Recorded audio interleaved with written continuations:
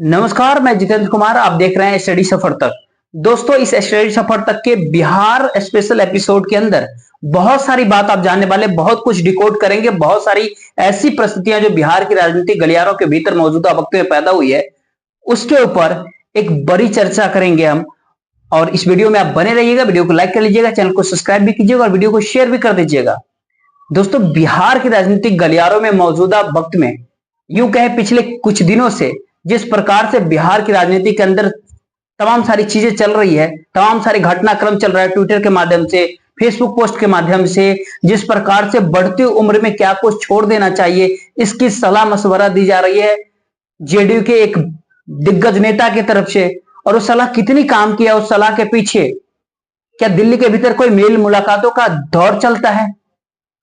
बहुत बड़ी बात नहीं है, लेकिन दिल्ली के भीतर मेल मुलाकात का क्या असर इस ट्वीट और तमाम सारे राजनीतिक गलियारों में बिहार में जो चल रहे हैं, इसके पीछे कोई संबंध बनता है क्या? और कई सारे चीजें आती हैं कि तंत्र साधना, तंत्र मंत्र, राजनीति और तंत्र साधना का बहुत पुराना रिश्ता रहा। ललित नारायण मिश्र के बारे में यह बात कही जाती थी, इंदिरा गांधी के बारे में यह बात कही जाती थी, और अब बिहार की राजनीति के भीतर तंत्र साधना की एंट्री हो गई है, दस्तक हो गई है। पीवी नरसिम्हा राव, वो भी।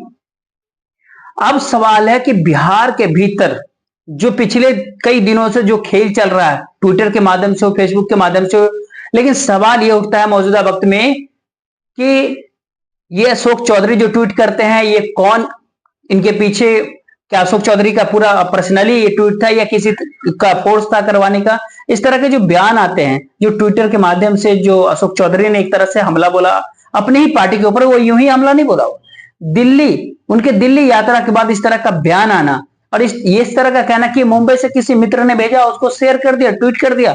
आप इस बात को जानते हैं कि एक कहते हैं कि उम्र के पड़ाव में है, एक उम्र के पड़ाव को लेकर के हमेशा चर्चा होती है कि नीतीश कुमार ऐसे उम्र के पड़ाव में है बिहार के भीतर और डिसीजन खुद से नहीं ले पाते हैं। जिस प्रकार की भूमिका बिहार की राजनीति के भीतर पहले से गढ़ी जा रही है विपक्ष को के द्वारा, इन परिस्थितियों के भीतर बिहार की राजनीति में उर्म के हवाला देते हुए किसी बड़े नेता के द्वारा ट्वीट करना, किसी पे हमला बोलना, कहीं ना कहीं नीतीश कुमार को प्रत्यक्ष या अप्रत्यक्ष रूप से टारगेट किया जा रहा था।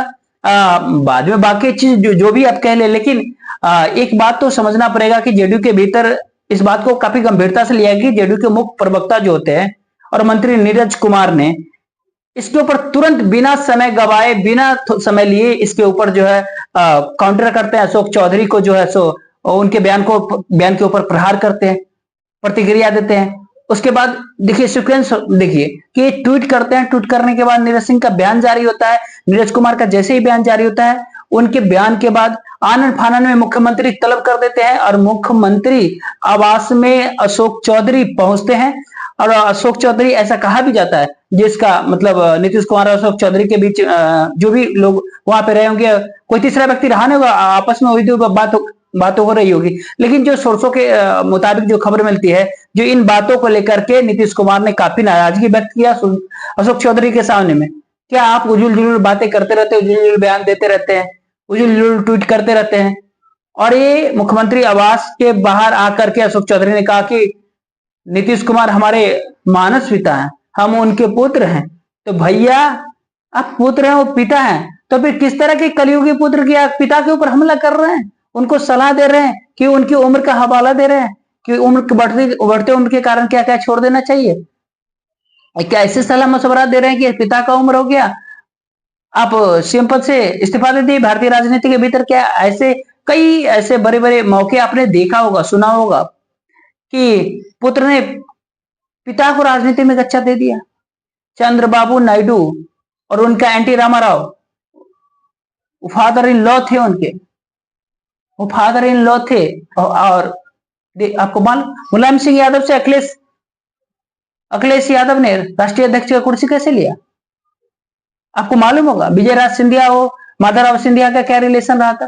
तो एक तरफ पिता अपने, बिहार में माननीय मुख्यमंत्री नीतीश कुमार को एक तरफ अशोक चौधरी पिता कहते हैं, एक तरफ कविता के माध्यम से नीतीश कुमार के ऊपर हमला करते हैं, जेडीयू के ऊपर हमला करते हैं। और इसके पीछे कहीं ना कहीं स्क्रिप्ट दिल्ली के भीतर ही लिखा गया हालांकि ये इस बात को भी आप समझ लीजिए कि अमित शाह से मुलाकात नहीं हुई अशोक चौधरी के। हाँ, अमित शाह की मुलाकात भी हुई है, वो फोटो भी है और उनके ट्विटर के पे अवेलेबल था।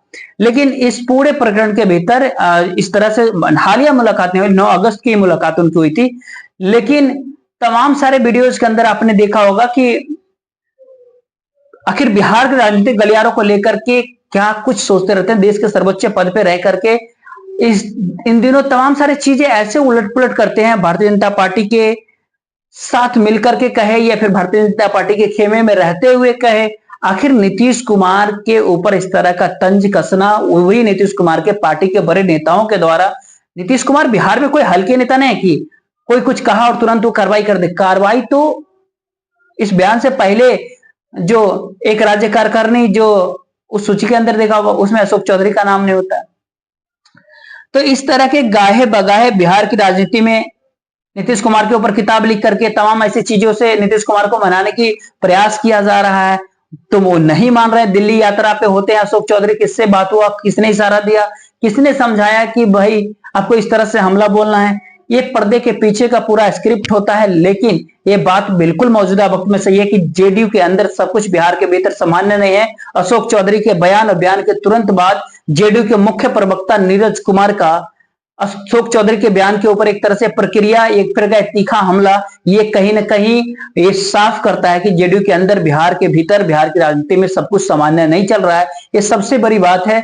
और इसे जुड़ा हुआ और भी कई मामले होते हैं कि कल बिना किसी निर्धारित कार्यक्रम से, जैसा मुझे जानकारी मिला कि बिना पूर्व निर्धारित कार्यक्रम के बजाय केंद्रीय मंत्री अचानक ललन सिंह पटना पहुंचते हैं और 28 तारीख को जेपी नड्डा पटना आ रहे हैं, भाजपा के राष्ट्रीय अध्यक्ष, बीजेपी के राष्ट्रीय अध्यक्ष। अब कोई स्वास्थ्य मंत्री की भी जिम्मेदारी है उनकी। अब ये नहीं पता कि मुझे राष्ट्रीय अध्यक्ष अतिरिक्त प्रभार में या स्वास्थ्य मंत्रालय उनके अंदर अतिरिक्त प्रभार में, वो जेपी नड्डा साहब को ही मालूम होगा। लेकिन खैर इन बातों को छोड़ते हैं। लेकिन जो कोई भी जिम्मेदारी जेपी नड्डा साहब की हो, अतिरिक्त प्रभार हो या प्रभार हो, तो पिछली बार आए थे तो बचौर भाजपा अध्यक्ष भाजपा कार्यालय पहुंचे थे बिहार में के पटना में। अतिरिक्त प्रभार या मूल प्रभार जो भी हो, उसमें आईजीएमएस भी गए थे स्वास्थ्य विभाग के कार्यक्रम, तमाम सारी चीजों को देखने। लेकिन इस बार 28 तारीख को आ रहे हैं, भाजपा कार्यालय जा रहे हैं, स्वास्थ्य मंत्रालय का कोई कार्यक्रम नहीं होता है। और भारतीय जनता पार्टी का राजनीतिक बिहार के अंदर बिगड़ा हुआ, भाजपा के साथ जो है हिमायती माने जाने वाले अशोक चौधरी जेडीयू के तरफ से, अब ये बात कोई कहने में कोई कोताही नहीं है कि वो बाहर हो चुके हैं। कई तमाम सारे लोगों से जब आपसी बातचीत के बाद आपको पता चलेगा कि बिहार की राजनीतिक में बहुत साफ साफ सामने आ रही है। टॉप बड़े बड़े नेताओं से जब आप कुछ सुनने को मिलेगा कि अब जेडीयू के पावर इक्वेशन के भीतर बिहार के अंदर मनीष वर्मा आ रहे हैं सामने। अब जेडीयू के पावर इक्वेशन के भीतर सरयुग राय भी शामिल हो रहे हैं और विजय चौधरी वशिष्ठ नारायण सिंह यथावत बने रहेंगे। विजेंद्र यादव वो भी यथावत बने रहेंगे। मतलब anti Bharatiya Janata party Bhajpa camp के लोग यथावत बने रहेंगे। वही ललन सिंह बिहार के पटना पहुंचते हैं कल। इसके दो अर्थ निकाले जा रहे हैं। पहला एक अर्थ तो ये कि ललन सिंह जिन परिस्थितियों के भीतर राष्ट्रीय पद से हटाए गए, उन परिस्थितियों के भीतर अशोक चौधरी के साथ विवाद की एक खबर चल रही होती है। और इन तमाम खबरों के बीच एक खबर यह भी चलती है कि जेडीयू नेता अशोक चौधरी के साथ ये हो रहा है, जेडीयू के नेता एक ललन सिंह का मानना है कि ये ठीक हो रहा है जो भी हो रहा है। लेकिन उल्टी खबर भी चलता है कि ललन सिंह और अशोक चौधरी आपस में हाथ मिला हुए हैं और डैमेज कंट्रोल के लिए आनन फानन में ललन सिंह पटना पहुंचे हैं। अब इसके पीछे की सच्चाई क्या है, इसके पीछे की स्क्रिप्ट क्या होता है? बड़े बड़े नेताओं के इस तरह के बयान जब आते सामने, एक तो यह है कि भारतीय जनता